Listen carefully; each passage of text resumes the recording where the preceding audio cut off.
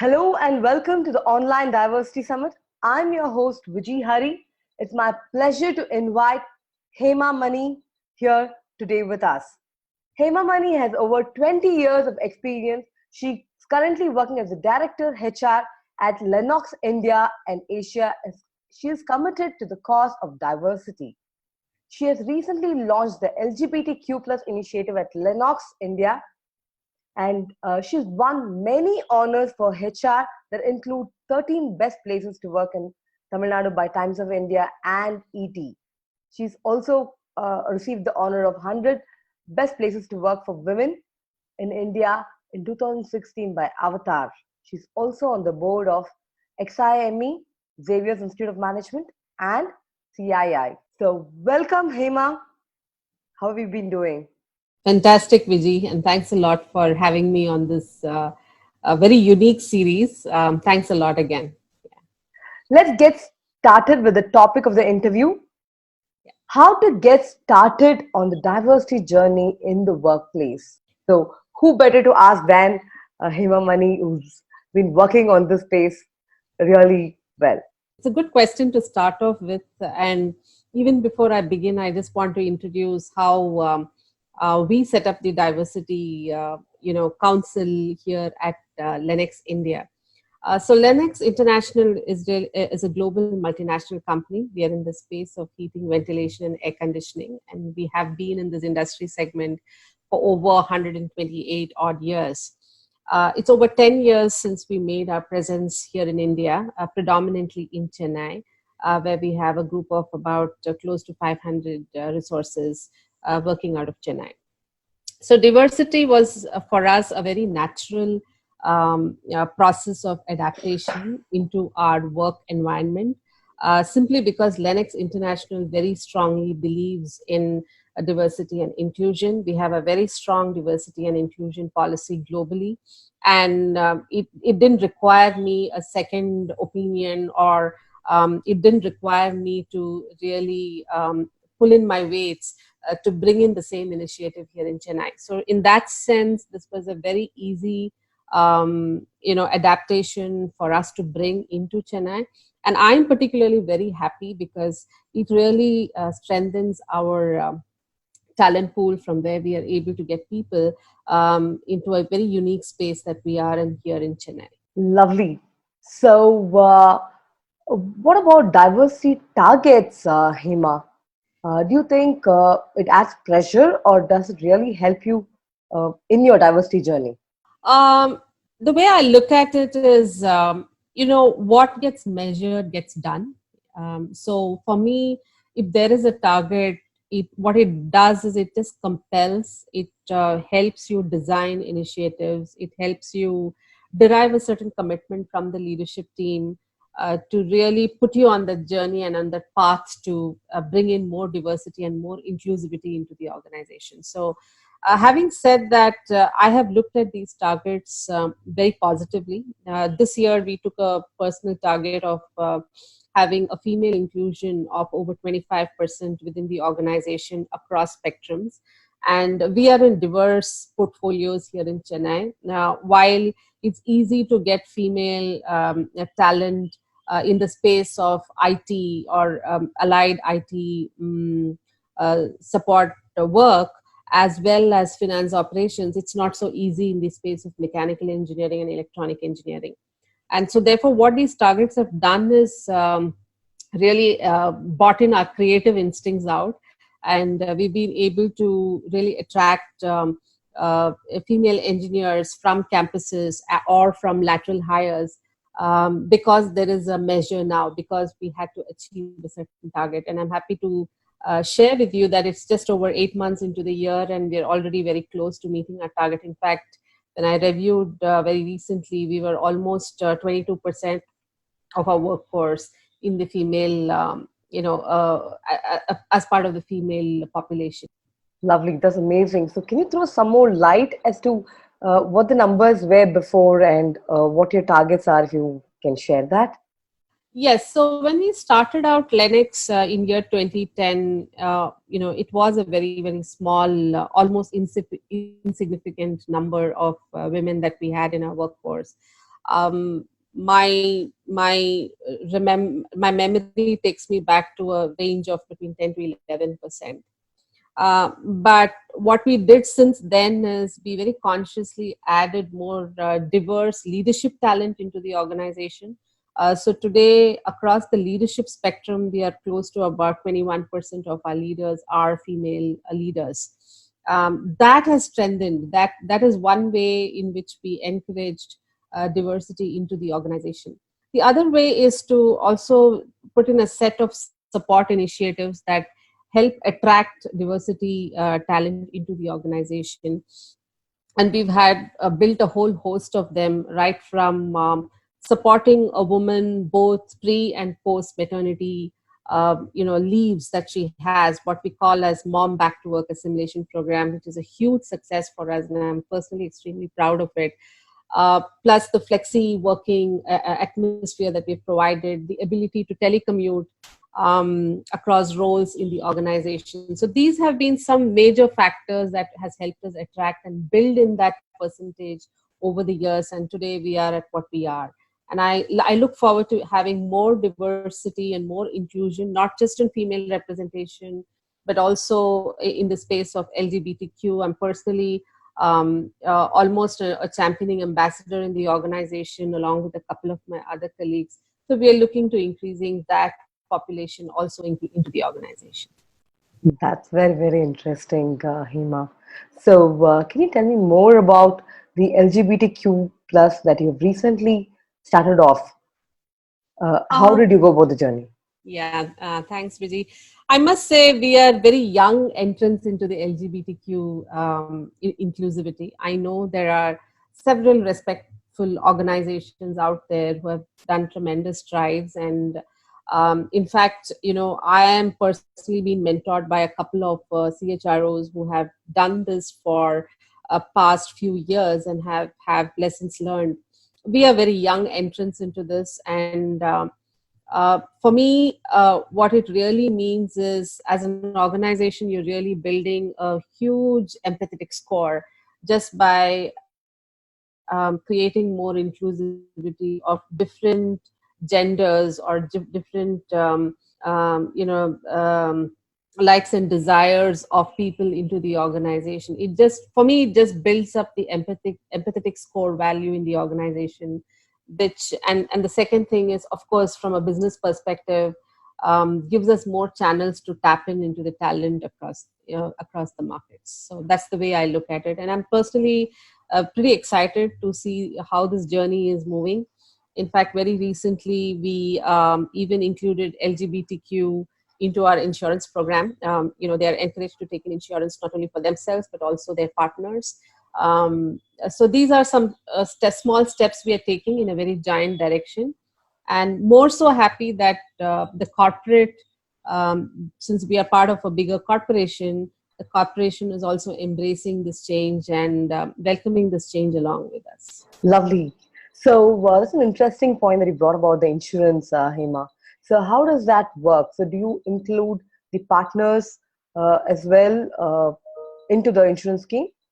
Yes, that's what we decided, and we started it only this year, where based on uh, an authoritative, approval chain, which is really me approving for inclusion of partners into the insurance program.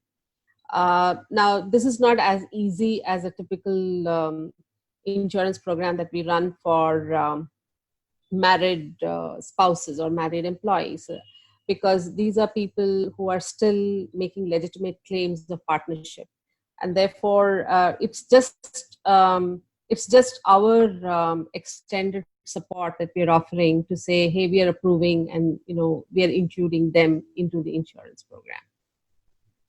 Amazing. I think that is a big milestone for a lot of organizations to take. That is, and I really picked it up. This is not something we have initiated. I know there are companies out there that do it. I just picked out of best practices that are out there and brought it in.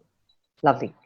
Okay. So, you have other amazing initiatives like the PI Performance Initiative and Excitement, as well as your Green Dot initiative. So, can you brief the audience a bit more on those two initiatives? Okay, so again, very happy to share both these, concepts or both these initiatives, which are very close to us. So Pi is both these initiatives, Vijay, are extremely special to us. Pi is really a journey that we took where we are talking about taking employees from performance to peak performance, and it's from engagement to truly empowerment. Um, and therefore, what it means is to put a whole host of initiatives in place, more so at a leadership level, enabling leaders to act like coaches as opposed to as managers. And that's a big step for us. In the last almost 7 to 8 years, we've been on that direction of, developing our leadership pool as more as coaches in the organization, because that's what leads that journey from performance to peak performance and from engagement to empowerment and taking on the ownership of the activities that we do. And this has been a huge learning exercise for us, and the feedback, is really the gift that we get. So the feedback from employees is they find this environment to be absolutely different from so many other places that they've worked with, where work is really measured in terms of time being spent on work and the quantity of outputs at the end of the day. Whereas here, what we really measure is the quality of output, and it's really their empowered zone on how they want to take a problem statement and take it to a solutioning mode. So for me, this has been a huge step in the right direction, and we put a whole host of initiatives to help in that direction. So one of the things that we strongly hold very close to us is the individual development plans that we have for every employee in the organization. That's really a kind of a ladder which enables employees to move from one step to another and take themselves from performance to peak performance and from engagement to empowerment.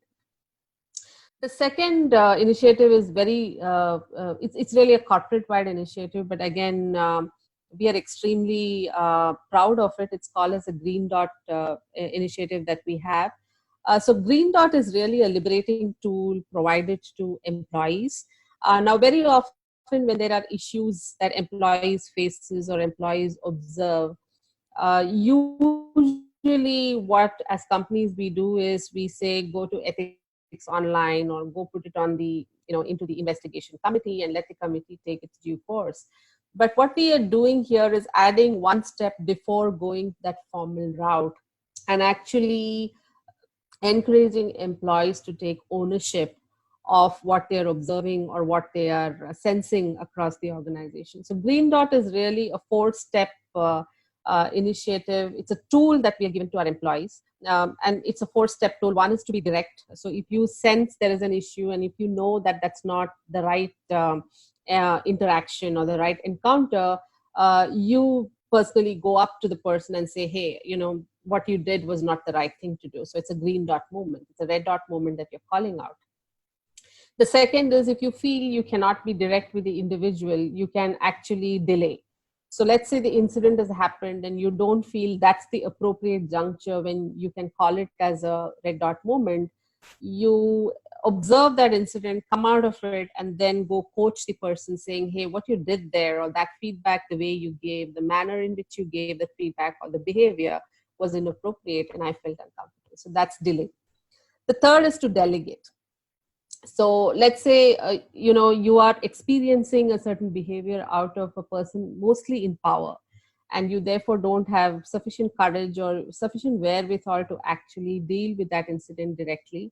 Then you can delegate. So you can either approach your HR leader who's there, or your HR partner, or a manager who could be a peer to that individual, and say, hey, I observed this and this is something that's inappropriate as far as the company values are concerned. So that's delegate. Fourth one is distract, where you actually as a person just become a little smart and cut the conversation or just distract from that certain behavior and kind of de-align them to a different thought. So just to kind of bring the environment back into sanity.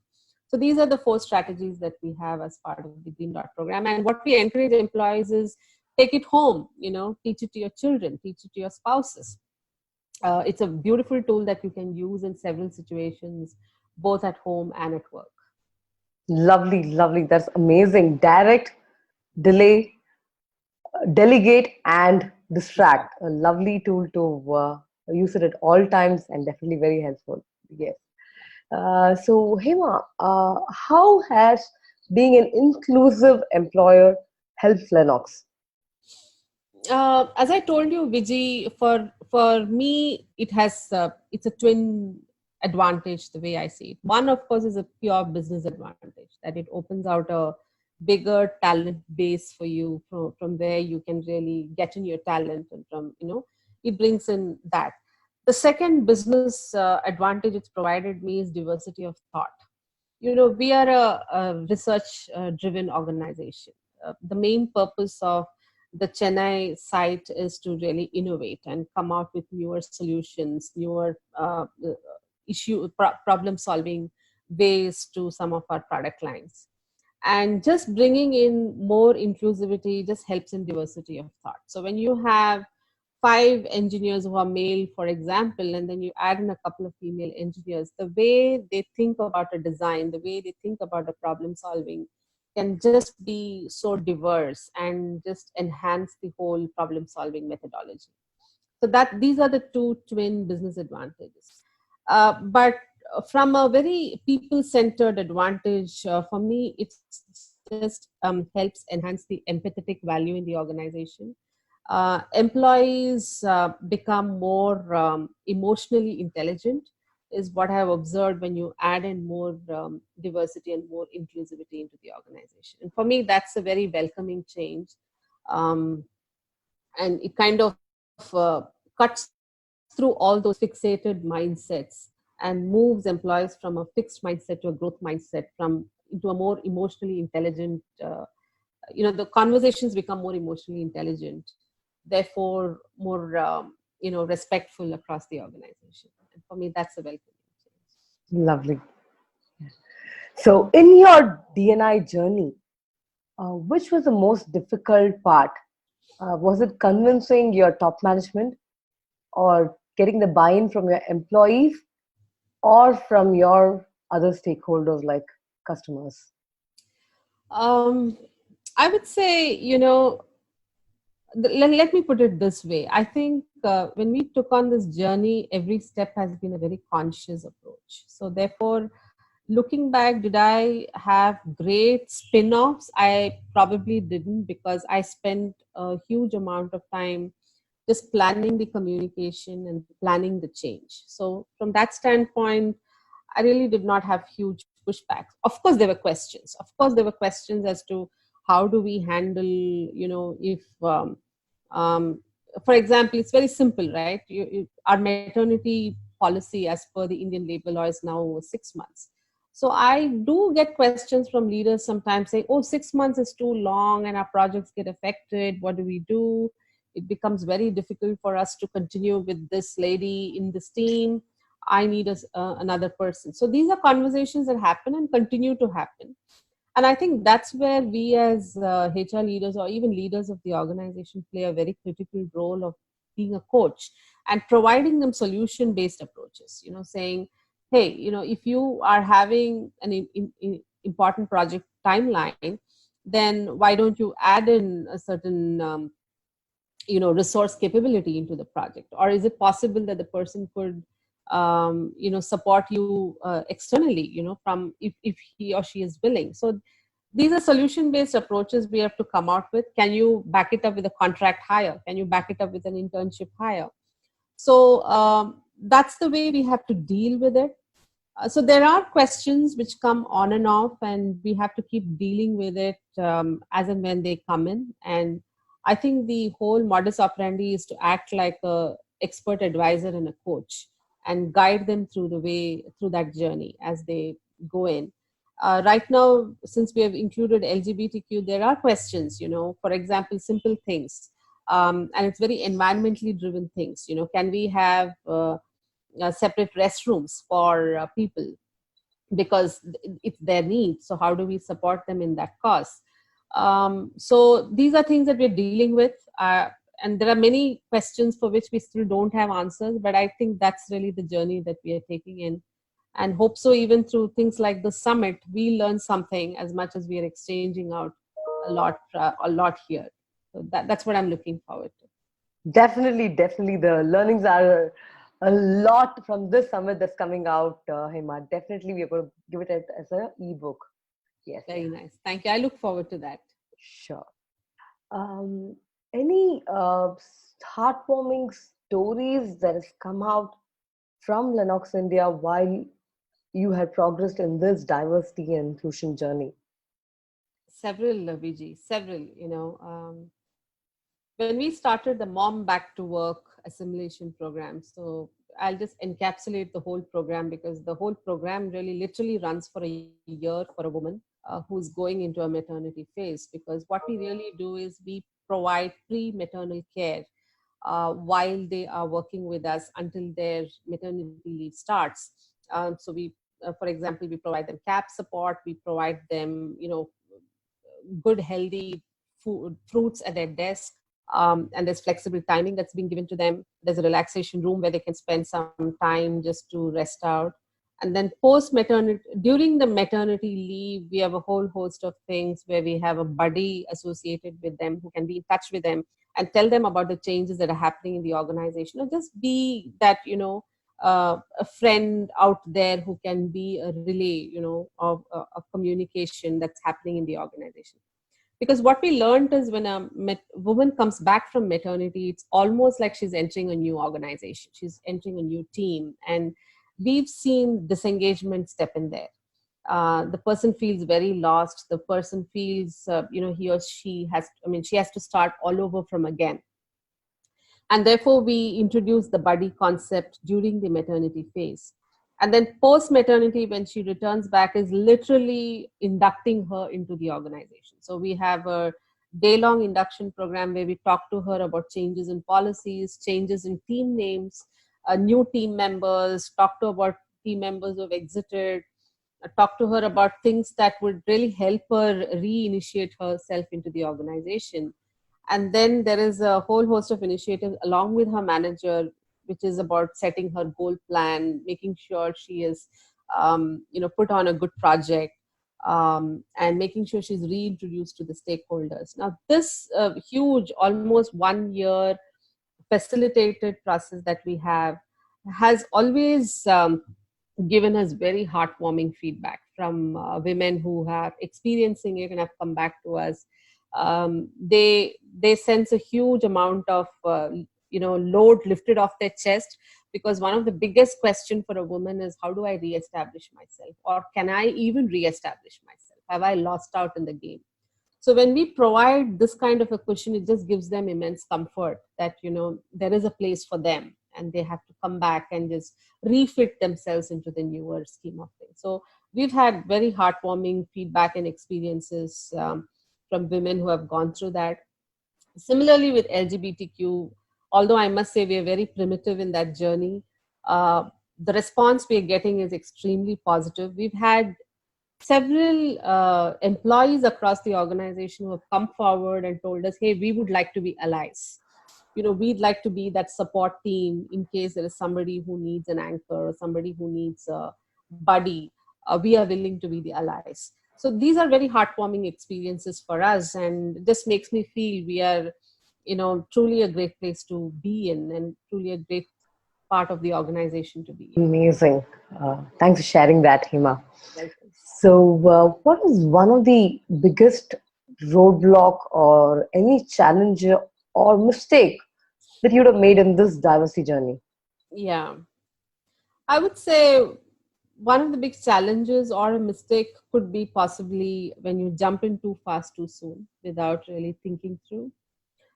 Sometimes initiatives like these may seem very exciting from the outside, but when you start peeling the onion, you realize you've really not thought through several things that can affect the organization or the business, or just the work environment. So it's a process of just putting yourself into a completely conscious and a focused approach, trying to unpeel the onion before you even actually roll it out. And that for me has been a huge learning, to get into the nitty gritties even before you go out and, um, you know, kind of roll out the red carpet, if you will. So that for me has been a big learning, not only from where I work right now, but even from my past organizations. That's typically where I find initiatives floundering and not sustaining. And that's something that I'd like to pass on. Lovely. So, any best practice or tip that you would like to leave for our delegates, which will help in their diversity and inclusion journey? I'll keep it simple, and go back to school kind of basics. That's what I'm going to provoke here. Is to, when you are doing something, as transformative as diversity and inclusion, or building in LGBTQ allies within your work group, just stick to the basics of why do you need that. What is the need for the organization, or what is the advantage for the organization.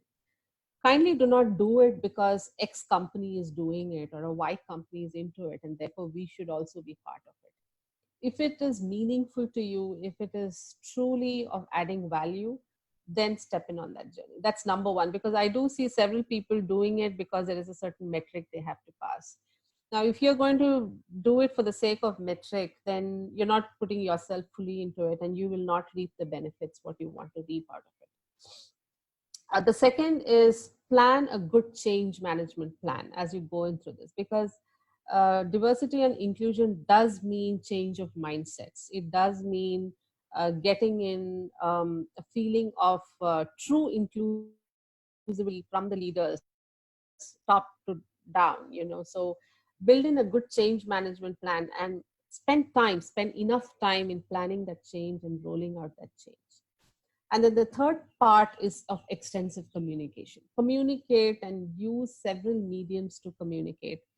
And perhaps here, Vijay, I'd like to quote you. We recently did the mandatory POS training, and I know you helped us out quite a bit. But what you did during those sessions have really helped us actually speak more openly about initiatives like Green Dot. It has helped us to more openly create platforms where people can speak about workplace, prevention of workplace harassment. Now, these are extensive forms of communication. You have to use several channels to communicate and repeated communicate to the audience. And the fourth piece is visibility. Create visibility for employees within the organization where they can seek resources, seek help, seek buddies, seek allies. The more you put it out there and make it visible for the employees, you will see there is more embracement, there is more comfort and security for the people who are diverse and for the people who are waiting to be. Lovely, lovely. So wonderful, Hema. It's been such a pleasure discussing with you all the initiatives that you've been doing, right from Mom Back to Work, your PIE initiative, your Green Dot initiative. I'm sure this is like huge benefit to all the delegates that's going to be there. And I wish you and your entire Lennox team many, many more milestones to achieve in your inclusivity journey. Thank you so much, Vijay. And I must say, you are an integral part for us in that journey. We look forward to working more with you and partnering more with you. I think, your interactions with us may be very periodic, but what you bring on the table is of immense value to us. So thank you so much. Thank you. Thank you so much. That means a lot to me and to my team as well. Welcome. Thank you. Thank you, Vijay. Yeah.